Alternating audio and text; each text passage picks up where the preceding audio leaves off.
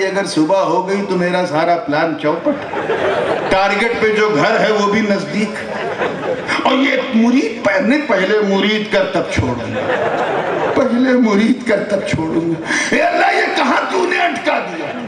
نہیں پہلے مرید کر۔ دیکھ تو بہت شریف آدمی معلوم ہوتا ہے، میری بات پہ یقین کر، میں ڈاکو ہوں، میں چور ہوں، میرے ساتھی میرا انتظار کر رہے ہیں، وہ سامنے گھر میں مجھے چوری کرنے جانا ہے، کہ میں تمہیں نہیں روکوں گا، پہلے مرید کر۔ کیا ہے یار، ایک تو میں بہت بڑا گنہگار، پھر تجھے مرید کر کے پھر گنہگار بن جاؤں گا۔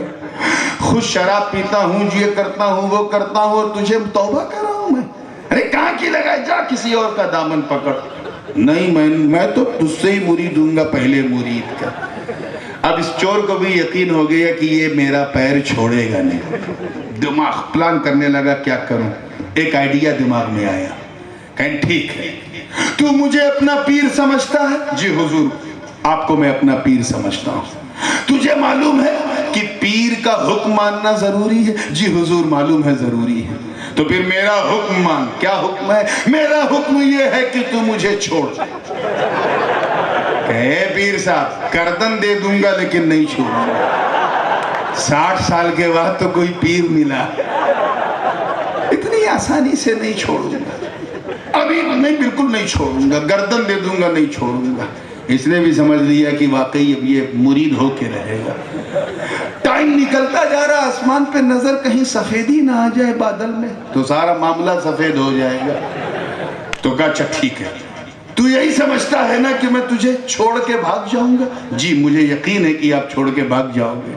ٹھیک ہے تو میرا ہاتھ پکڑ اور چل میرے ساتھ جس گھر میں مجھے چوری کرنا ہے، اپنی آنکھ سے دیکھ مجھے چوری کرتے ہوئے، تب تو یقین ہو جائے گا کہ میں چور ہوں۔ ٹھیک ہے میں چلتا ہوں۔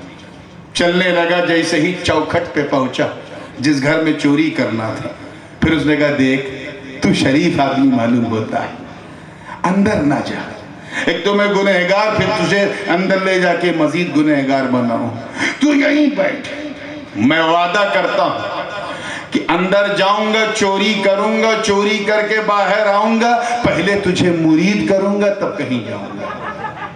کہیں پکا وعدہ؟ پکا وعدہ۔ کہیں ٹھیک ہے، بیٹھ گیا، وہ بھی پلٹی مار کے بیٹھ گیا، اسے بھی معلوم ہے کہ دوسرا اور کوئی راستہ ہے ہی نہیں، یہی آنے جانے کا راستہ۔ چور اندر گیا، کہاں گیا؟ اندھیرا ہے، کچھ دکھ ہی نہیں رہا ہے، وہ یوپی کی زبان میں کہتے ہیں ٹاپک ٹویا، ہاتھ پیر چلا رہا ہے، ادھر ہاتھ چلایا تو ڈبہ ملا گھر کے اندر، ادھر ہاتھ مارا تو مٹکا ملا، ادھر ہاتھ مارا تو چٹائی ملی، ادھر ہاتھ مارا تو مسلح ملا، پورے گھر میں کچھ ہے ہی نہیں، کہیں چوکی کہیں تخت کہیں کچھ۔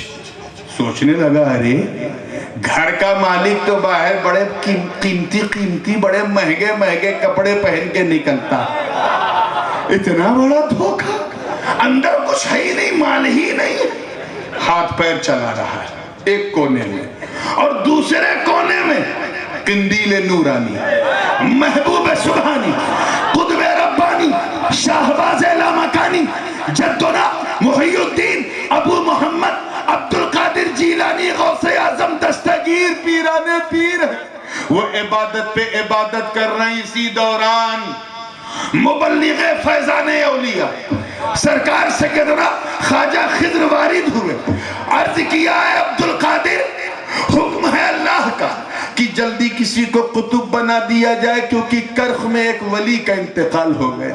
سرکار غوث پاک نے فرمایا اے خواجہ خضر ایک چور آیا ہے، توجہ چاہوں گا، بہت دیر سے ہاتھ پیر مار رہا ہے، اسے کچھ ملا نہیں، کہیں ایسا نہ ہو کہ باہر جا کر بغداد کی گلیوں میں یہ شور نہ مچائے کہ میں عبد القادر جیلانی کے گھر گیا تھا، مجھے کچھ نہیں ملا اس گھر سے، کہیں میری سخاوت کو لوگ تانا نہ دے، اس لیے ادھر ادھر مت جاؤ، میں چاہتا ہوں اسی کو ولی بنا دیا جائے، اسی کو ولی بنا دیا جائے۔ نگاہ ولی میں وہ تاثیر دیکھی، بدلتی ہزاروں کی تقدیر دیکھی، نظر پیرانے پیر ایسا پڑی کہ اس کا دل بدل گیا، دل بدلا تو مرید ہو گیا، پھر اور بدلا تو خلافت بھی مل گئی، ولایت بھی مل گئی، کرامت بھی مل گئی، اب تو بالکل خسرو اور نظام والا حال ہے۔ وہ اپنے پیر کو دیکھ رہا ہے، دیکھتا جا رہا ہے، دیکھتا جا رہا ہے، نظر ہٹی نہیں رہی ہے، نہ کچھ کھا رہا ہے نہ کچھ پی رہا ہے۔ اب وہ چور نہیں، حضرت قطب محمود ولی بن چکا ہے، اب وہ خلیفہ غوث جیلانی بن چکا ہے، اب وہ قطب دربار کرخ بن چکا ہے۔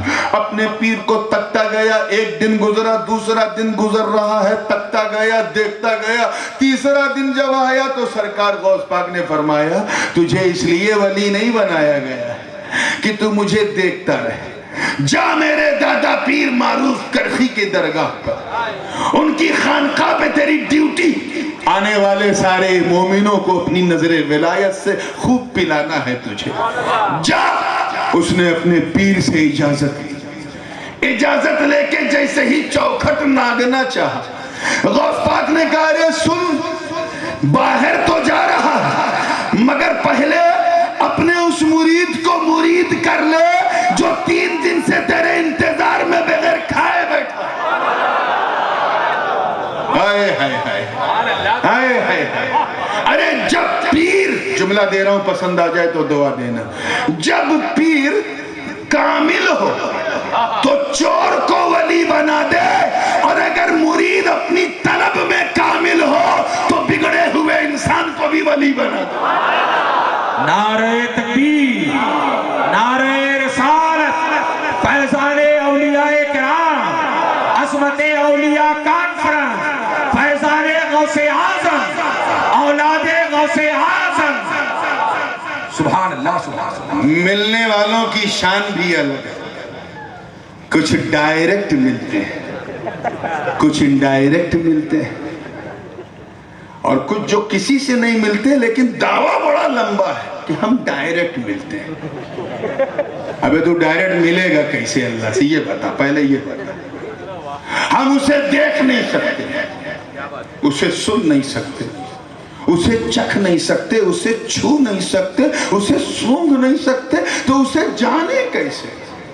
ہوا سے خمسہ کے ذریعے کوئی اللہ کا ادراک کر سکتا؟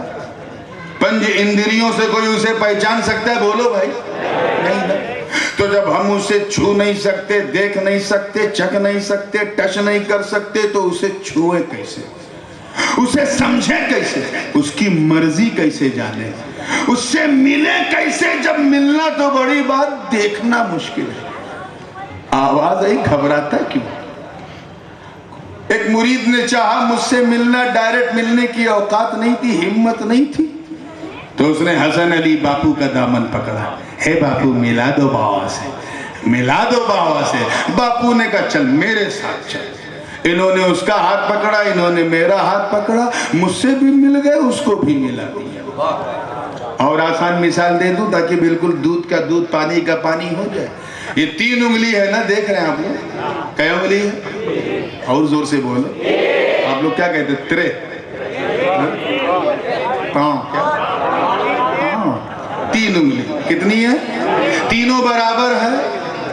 ہاں، جو سب سے بڑی ہے وہ سب سے اوپر ہے، جو اس سے چھوٹی ہے وہ اس کے نیچے۔ بابا دیکھیے گا، جو سب سے چھوٹی وہ سب سے نیچے۔ تینوں کی شان یہ ہے کہ الگ بھی ہے اور جب چاہیں ایسے مل بھی جائے۔ اگر کوئی نیورولوجیکل پرابلم نہیں ہے تو نہ الگ ہونے میں دقت، نہ ملانے میں دقت۔ کر کے دیکھو، کوئی پرابلم ہو رہا ہے ایسے ایسے، ہے نا؟ یہ تو ٹھیک ہے، لیکن اس میں جو بیچ والی انگلی ہے، یہ موسٹ سگنیفیکنٹ تھنگ ہے، بہت امپورٹنٹ۔ اس کی شان یہ ہے کہ یہ جب چاہے اوپر والی سے ملے، جب چاہے نیچے والی سے ملے۔ توجہ، بات ملنے کی میں کر رہا ہوں۔ جب چاہے اوپر والی سے ملے، جب چاہے نیچے والی سے ملے، اینی ٹائم، ہاؤ، جب چاہے اوپر سے ملے، جب چاہے نیچے سے ملے، اور جب چاہے دونوں سے ایک ساتھ ملے۔ ایسے بھی ملے، ایسے بھی ملے، ایسے بھی ملے۔ ہاں، اگر یہ نیچے والی چاہے کہ میں اوپر والی سے ملوں، تو جب تک بیچ والی سے نہیں ملے گی، اوپر والی سے نہیں ملے گی، گویا خدا بزرگ و برتر نے خدائے بزرگ و برتر نے نیچے والوں کی ہدایت کے لیے ایک بیچ والا بھیجا، اور بیچ میں اسے اسی لیے رکھا تاکہ سب کو سمجھ میں آ جائے کہ اے محبوب تمہیں بیچ میں اس لیے رکھا گیا تاکہ سب سمجھ جائے کہ تم نہ رب کی طرح ہو نہ سب کی طرح، بیچ میں ہو، نہ رب کی طرح ہو نہ سب کی طرح ہو، بیچ میں ہو۔ بس اسی لیے تو بیچ میں ہو کہ تم مجھ سے ملو، میرے بندے تم سے ملے، تم مجھ سے لیتے رہو، بندوں کو دیتے رہو، نماز مجھ سے لو، بندوں کو دو، قرآن مجھ سے لو، بندوں کو دو، ضابطۂ اخلاق مجھ سے لو، بندوں کو دو، فرضیت صلاۃ مجھ سے لو، بندوں کو دو، مناسک حج مجھ سے لو، بندوں کو دو، اخلاق مجھ سے لو، بندوں کو دو، جیون شیلی مجھ سے لو، بندوں کو دو، طرز حیات مجھ سے لو، بندوں کو دو۔ اے محبوب بیچ میں اسی لیے رکھا تاکہ جاہو جلال مجھ سے لو، بندوں کو دو، فضل و کمال مجھ سے لو، بندوں کو دو، حسن و جمال مجھ سے لو، بندوں کو دو، جود و نوال مجھ سے لو، بندوں کو دو، برگزیدگی مجھ سے لو، بندوں کو دو، بلند پائیدگی مجھ سے لو، بندوں کو دو۔ توجہ چاہوں گا کہ اے محبوب تمہیں بیچ میں، توجہ ہے بالکل زندگی کے ساتھ، بیچ میں اسی لیے رکھا تاکہ برکتیں تم مجھ سے لو، بندوں کو دو، رحمتیں مجھ سے لو، بندوں کو دو، عظمتیں مجھ سے لو، بندوں کو دو، فضیلتیں مجھ سے لو، بندوں کو دو، رفعتیں مجھ سے لو، بندوں کو دو۔ توجہ رہے، جملہ ضائع نہ ہو۔ اے محبوب اسی لیے تو بیچ میں رکھا تاکہ تمہیں، توجہ، تمہیں جو چاہیے وہ مجھ سے لیتے رہو، اور اے میرے بندوں تمہیں جو چاہیے وہ مصطفیٰ سے لیتے رہو، تمہیں جو چاہیے وہ مجھ سے لیتے رہو، اور بندوں کو جو چاہیے وہ تم سے لیتے رہیں۔ تم کو ہم نے انما انا قاسم واللہ یعطی کا تاج پہنایا ہے، میں تمہیں دیتا رہوں، تم بندوں کو دیتے رہو۔ تبھی تو اعلیٰ حضرت عظیم البرکت امام عشق و محبت امام احمد رضا خان فاضل بریلوی نے پوری مستی میں جھوم کر ڈنکے کی چوٹ پر ایوان کفر میں زلزلہ پیدا کرتے ہوئے اس راز کو جب فاش کیا تو یوں عرض کیا بارگاہ رسالت میں کہ یا رسول اللہ وہی رب ہے جس نے تجھ کو ہمتن کرم بنایا، ہمیں بھیک مانگنے کو تیرا آستہ بتایا۔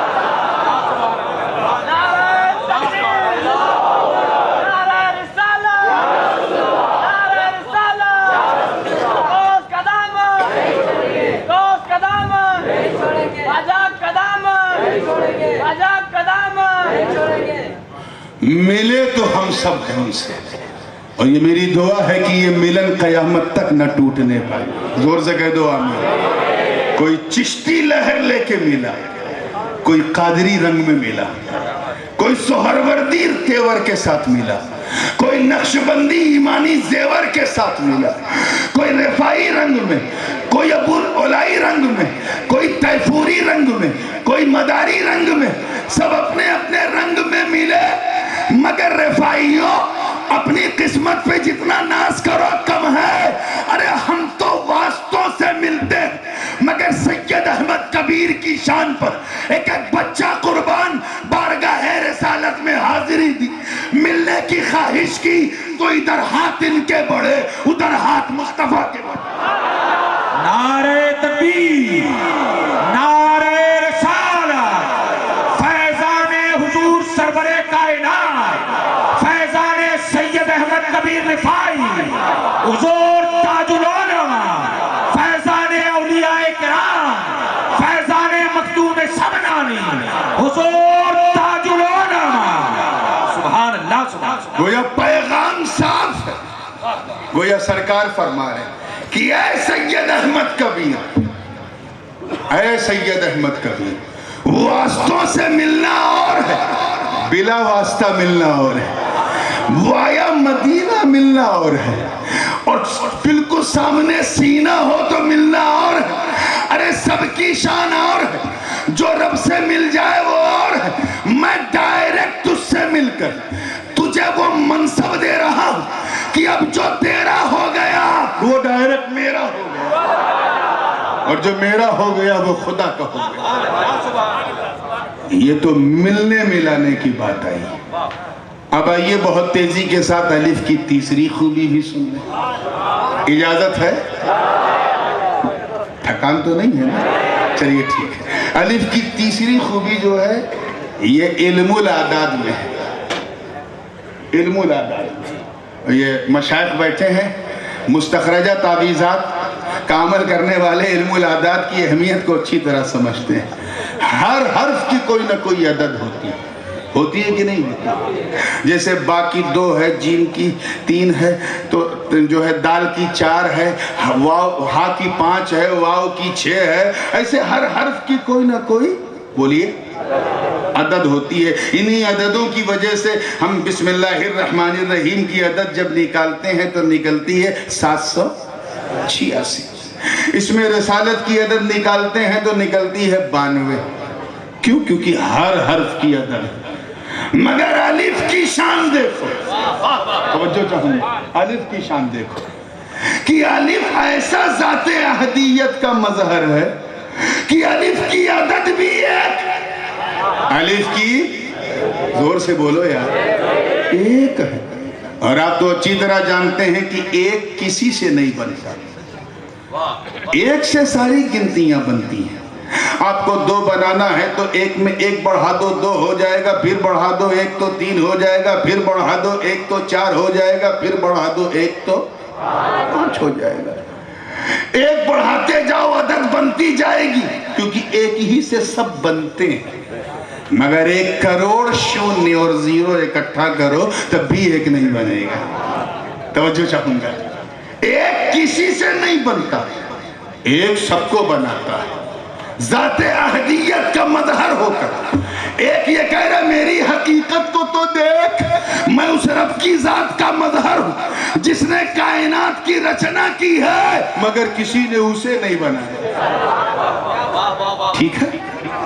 الف کی شان یہ کہ الف کی عدد 1 اور 1 کی پہچان یہ ہے کہ 1 کے آگے 1 0 بڑھا دو.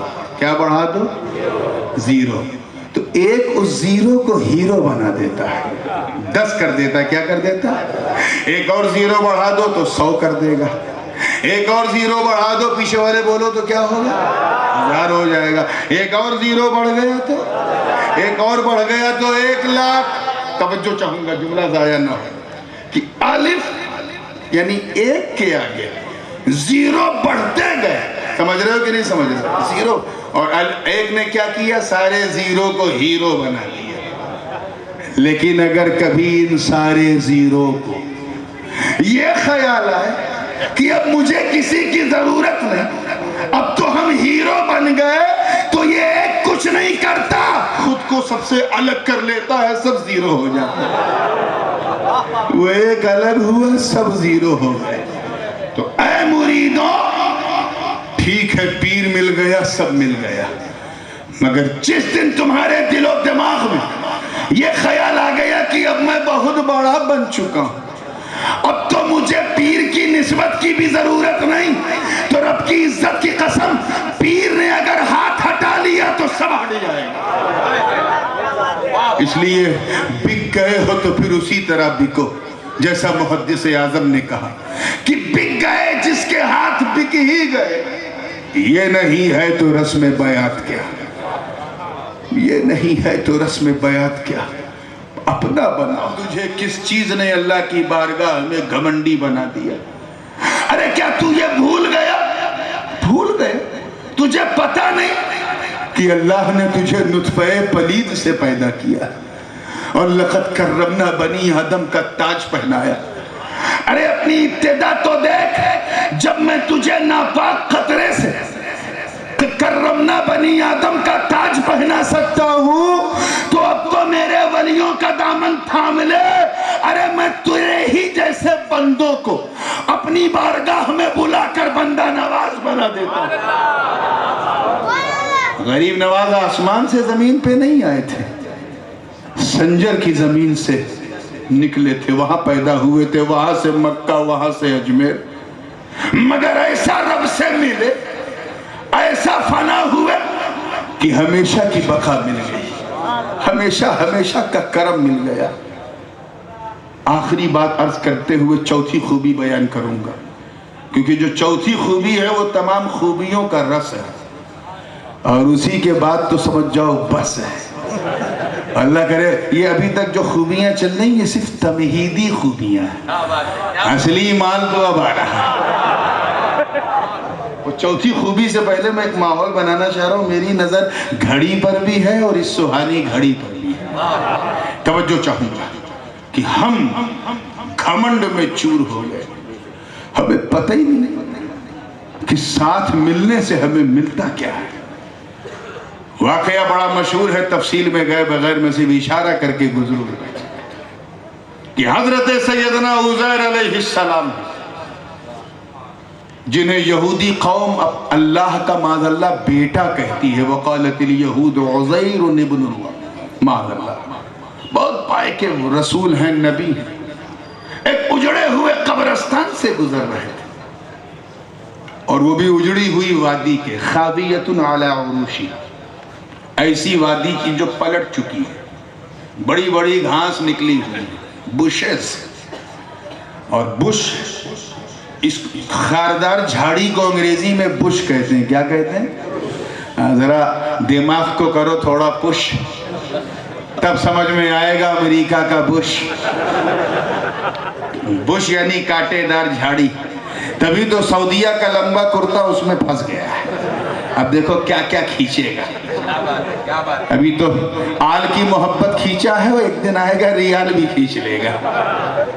چلیے جب مسکرا کے فریش ہوئے ہیں تو ذہن کو لائیے. خیر، آپ کے ہاں تو قبرستان بڑے اچھے ہوتے ہیں گجرات میں.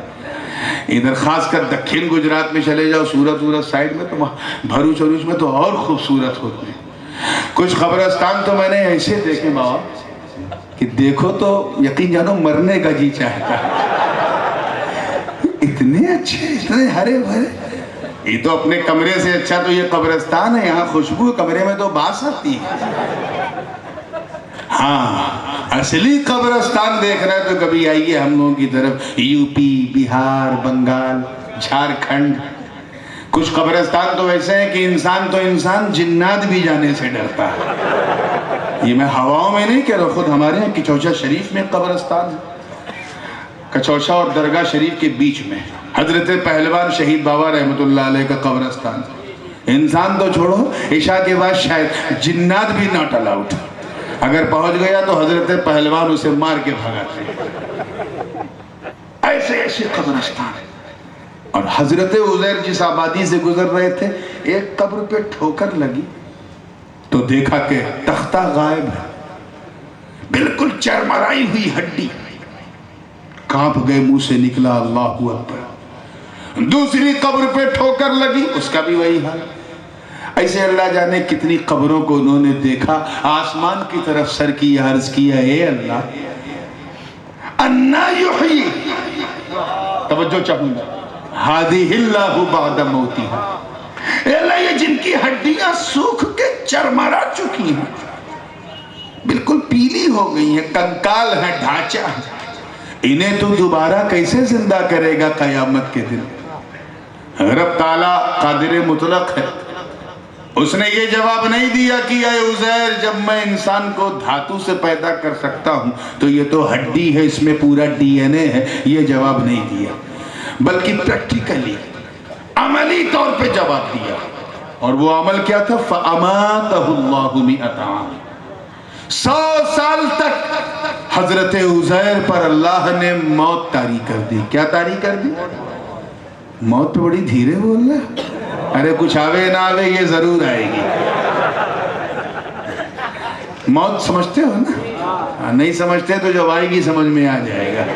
موت کہتے ہیں ہوا انفصال الروح عن الجسد، جسم سے روح کا نکل جانا. یہ کیا ہے؟ توجہ چاہوں گا.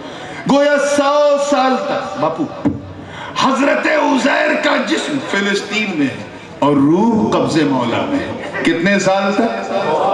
100 سال کے بعد وہ روح پلٹائی. حضرت عزیر اٹھ کے بیٹھ گئے. آواز آئی، اے عزیر کم لبثت؟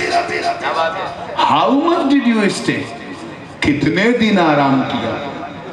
حضرت عزیر نے اپنا ناخن دیکھا، بال دیکھا، کپڑا دیکھا، کھان پان سب ہو کے کہے اللہ لبستو یومن او بعد یوم،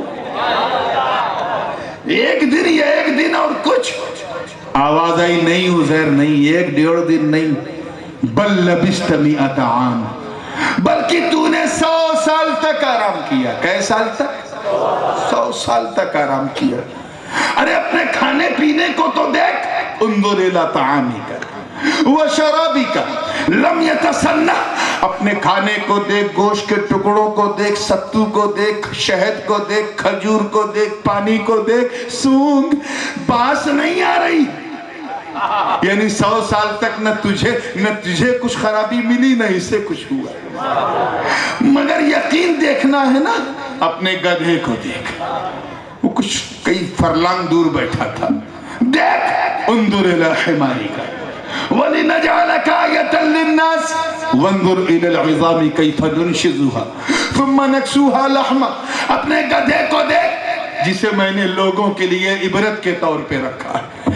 دیکھ ہڈیوں کا ڈھانچہ بن چکا ہے کنکال، اب میں تیرے سامنے اس کا گوشت بناؤں گا، اس کی کھال بناؤں گا، اس کا بال بناؤں گا، اس کا لیور بناؤں گا، اس کی آنکھیں بناؤں گا، اس کا ہاتھ پیر ناک کان گلا بناؤں گا. اب تو دیکھ اپنے رب کی شان دیکھ کہ جب تیرا مولا تیرے سامنے مار کر 100 سال بعد زندہ کر سکتا ہے تو قیامت کے دن اگر دوبارہ زندہ کرے تو حیرت کیا ہے.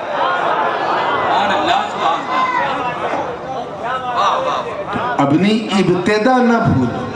اس میں جو سب سے خاص بات ہے وہ یہ ہے کہ گدھا تو گل کے کنکال ہو گیا، کھانا خراب نہیں ہوا. توجہ چاہوں گا، حضرت عزیر کا جو کھجور تھا، جو سوکھی گوشت کی بوٹیاں تھی، ستو تھا، پانی تھا، شہد تھا، وہ نہیں بگڑا. بگڑا بولو 100 سال تک سے باس تک نہیں آئی، بدبو نہیں، سڑا نہیں، گلا نہیں. راز کیا ہے جاننا چاہتے؟ پیچھے والے جاننا چاہتے؟ راز یہ ہے کہ سارا کھانا پینا ایک پوٹلی میں تھا. کس میں تھا؟ آپ لوگ کیا بولتے ہو گٹھری کو؟ پوٹلی بولتے ہو نا. ایک کپڑے کی پوٹلی میں تھا. کس میں تھا؟ زور سے بولو یار تبھی سمجھو گے. اور پوٹلی کہاں تھی؟ اللہ والے کے کاندھے پر.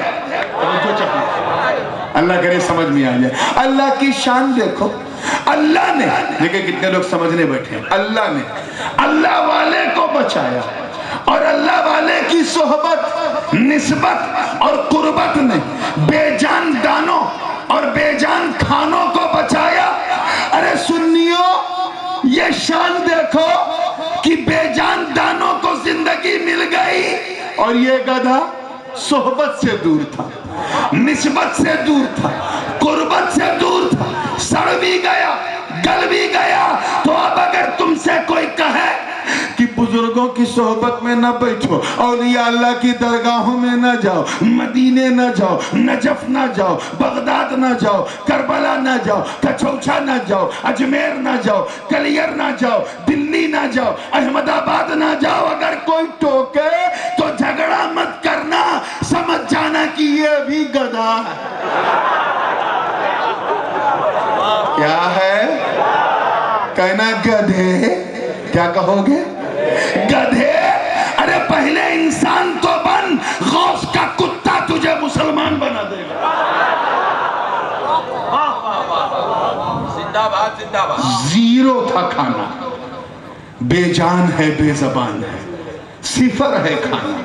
مگر ایک والے سے ملا تو ان بے جان دانوں کو زندگی مل گئی. توجہ چاہوں گا، بے جان کھانوں کو زندگی مل گئی. ارے غوث اعظم کا نام جپنے والوں، ان کی 11ویں منانے والوں، حضرت سیدنا شیخ سید احمد کبیر رفاعی کی محبت میں مست رہنے والوں، مخدوم اشرف کا ترانہ پڑھنے والوں، غریب نواز کی چھٹی منا کر دشمنوں کو چھٹی کا دودھ یاد دلانے والوں. ارے تم اپنی نسبت، صحبت اور قربت پہ جتنا ناز کرو کم ہے. جب پوٹلی میں رکھے بے جان دانوں کا یہ حال ہے تو چادر پکڑ کر مرید ہونے والوں کا حال کیا ہوگا؟